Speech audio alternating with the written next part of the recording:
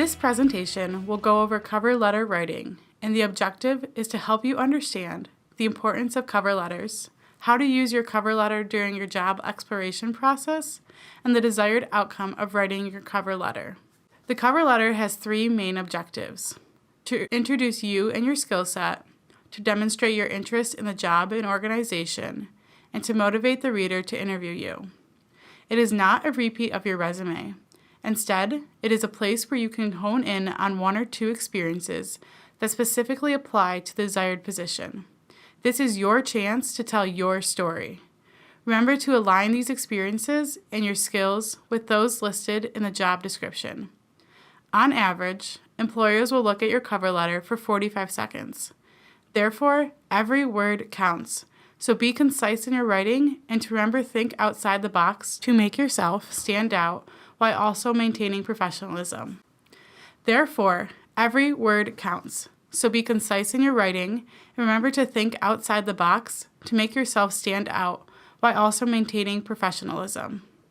When writing a cover letter, stick with a conservative format including no color or logos. Your font should be 10 to 12 points in size, and the style should be consistent with your resume. Your cover letter should also be left aligned on the page and single-spaced. As much as you want to stand out, it is important to keep it professional and consistent. You want to stand out because you have an excellent content, not because of the colors and shapes in your cover letter. There are 7 components to a cover letter: the header, the date, the employer's information, a greeting, the main content, which includes an introduction paragraph and 2 to 3 body paragraphs, and then a closing paragraph in your signature. This is what your resume should look like when it is complete. The header should include your name and address. This should be left aligned on the document and match the address on your resume. The next part of a cover letter is the date. Write out the full date and be sure it matches the date that you submit your cover letter to the organization. After the date comes the employer's information.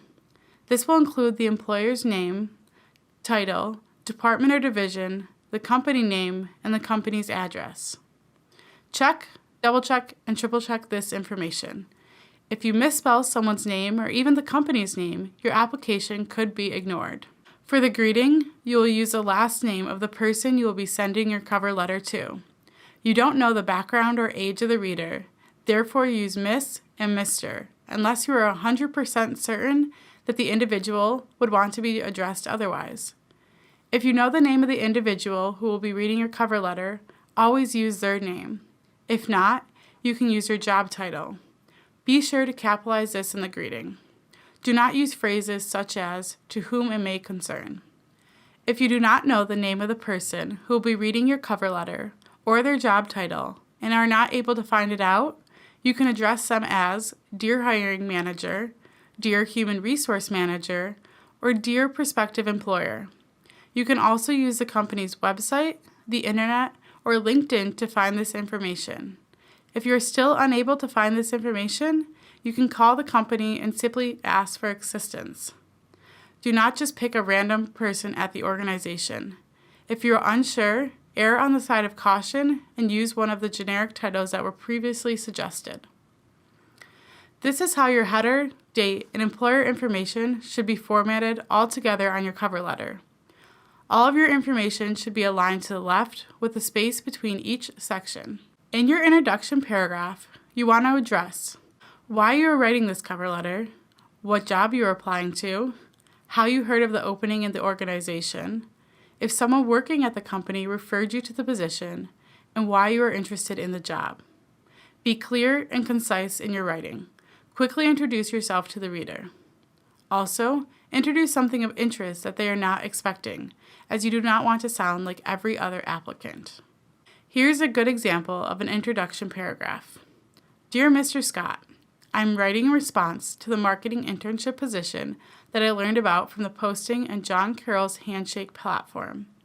I'm excited by the chance to gain marketing experience by employing my research and evaluation skills within Awesome Inc. As a junior majoring in marketing and communications at John Carroll University, I'm passionate about identifying the needs of clients, developing new and improved ways of meeting those needs, and successfully executing those services while remaining competitive. The second paragraph on your cover letter will be your first body paragraph.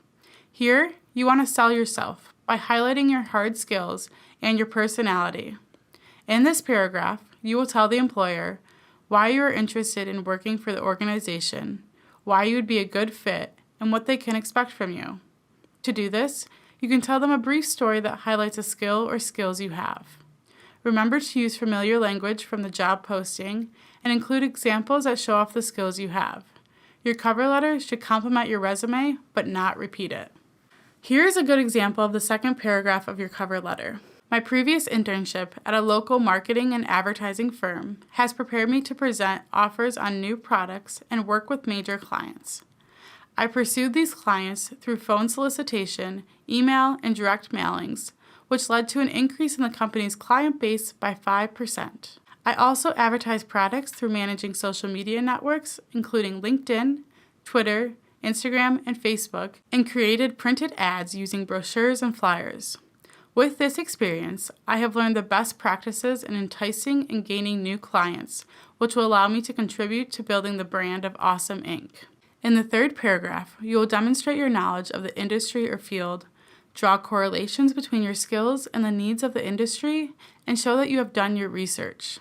You can also use this section to give additional information that may set you apart from other candidates. If you choose, you can use this paragraph to also address potential issues that may appear in your resume. For example, you can address your lack of experience since you're in school by reiterating your relevant field or coursework experiences. Here's a good example of the third paragraph of your cover letter.